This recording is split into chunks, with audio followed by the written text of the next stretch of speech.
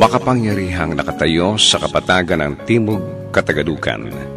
Tinatayang 170 kilometro sa timog silangan ng Maynila. Nakatayo ang isang mahiwagang bundok Banahaw.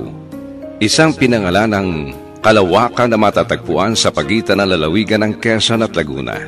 Ito'y bulubunduking kuta na palatandaan ng hangganang saklaw ng Sierra Madre. Ang mahiwagang paanan ng bulubunduking gulod ng Luzon. Bagamat kulang sa 12,000 pa, ang nananatiling bilang ng mga pangunahing kagubatan na nananatiling nasasakupan ng 9 na munisipyo at isang lungsod na pinaglilingkuran ng pangunahing irigasyon ng tubig para sa 2 lalawigan.